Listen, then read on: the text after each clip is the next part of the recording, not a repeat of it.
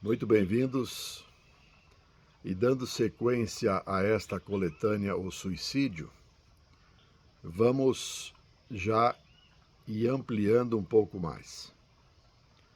Nesse capítulo de número 2, nós devemos pontualmente reconhecer para os campos de obsessão que estão em jogo e em questão para uma ideia suicida. A nossa cultura, a nossa ciência, e como ela não reconhece ainda, não se devota para as questões da espiritualidade, do psiquismo, das inter-relações mentais e emocionais. Portanto, não é reconhecido para aquilo que é desconhecido.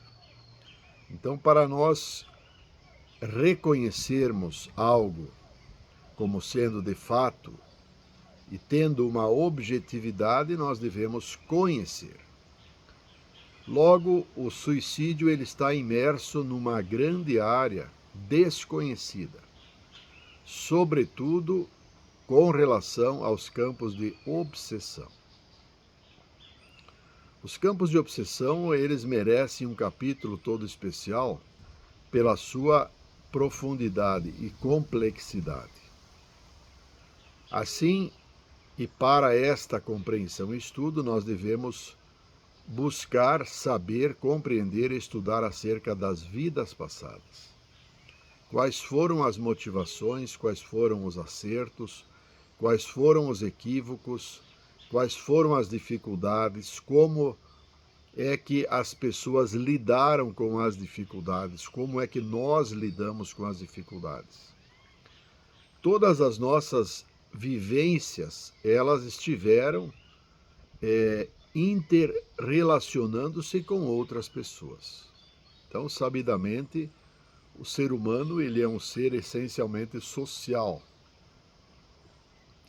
Ele nasce num ambiente social, numa família, ele se relaciona em sociedade. Ele vive dentro de um contexto de aglomerado de pessoas, ou seja, vive em sociedade, nasce em sociedade.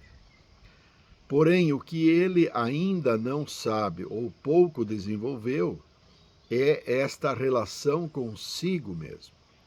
Porque, de um modo geral, o foco está na relação com os outros seres.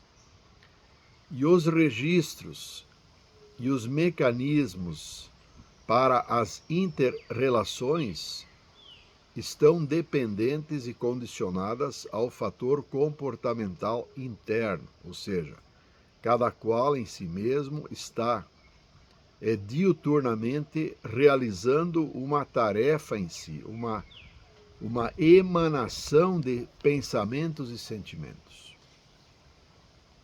Surgem as preocupações, surgem as boas intenções, e no caso do suicídio, a mente do suicida, para as ideias suicidas, esta mente ela está sendo induzida, ela está interligada, ela está, digamos, online, através de uma espécie de Bluetooth, ela está interrelacionando-se com mentes as mais diversas e com um cunho vibratório negativo. Desde aquele obsessor, não uma pessoa necessariamente má, até aquelas pessoas motivadas para o mal. Os campos de obsessão complexos são aqueles em que há ordens espirituais produzindo o mal.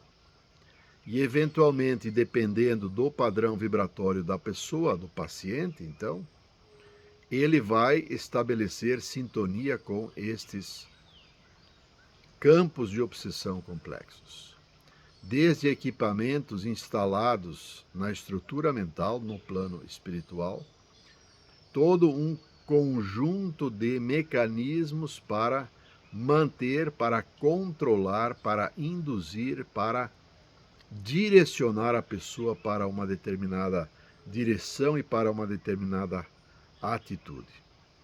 Portanto, o suicídio, objetivamente, ele precisa conter no seu tratamento uma visão, uma condição, através de técnicas de equipamentos de natureza espiritual. Trata-se de uma medicina espiritual que, associada a tudo o que nós já sabemos e estamos assistindo, possa então, por um somatório de abordagens interdisciplinar, realizar o devido tratamento do suicídio. Nós não vamos tratar o suicídio meramente com medicamento psiquiátrico. Apenas nós burlamos, nós fazemos uma supressão de sintomas, dos sentidos, das sinapses produzido pelos neurônios, mas nós não vamos a fundo e em questão tratar as causas. Para tratarmos as causas, nós vamos ter que compreender para qual a nossa missão espiritual. Esta pergunta, de um modo geral, ela está sem resposta. Então, se eu perguntasse para você, qual a sua missão espiritual? Aqui é que você veio para o plano da vida, o plano encarnatório. Por que nascemos? Esta a questão existencial mais importante. Porque se nós não compreendermos para esta nossa missão pessoal, nós vamos estar, então, desperdiçando essa nossa presente existência. Logo, sugere que todos nós nos devotemos ao estudo acerca de qual a nossa missão. O tratamento, então, prevendo adentrar vidas passadas, ou seja, existências pretéritas, ela vai entrar em questão para com aquilo tudo que nós já fizemos, onde quer que estivemos, com quem quer que estivemos e quais estiveram as motivações para aquelas existências. E isso tudo é tratável.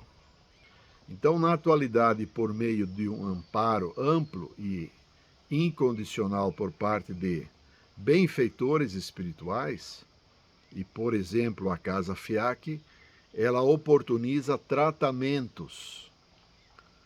Ou seja, então, um tratamento sugere uma sucessão de eventos, de análises, de contextos, de palestras, de abordagens, de reflexões, para que o próprio paciente ele se perceba. E percebendo-se, ele habilita-se para receber uma infusão, um procedimento capaz de cortar ligações, eventualmente, com os campos de obsessão. Deixamos esta reflexão neste segundo capítulo, apesar de complexo, de uma complexidade, mas nada que nós não possamos vir a compreender no devido tempo e por meio do estudo. O estudo que nos habilita para o conhecimento e, uma vez habilitado em conhecimento, nós nos habilitamos a pensar sobre este determinado tema. Muito obrigado e até o nosso próximo encontro.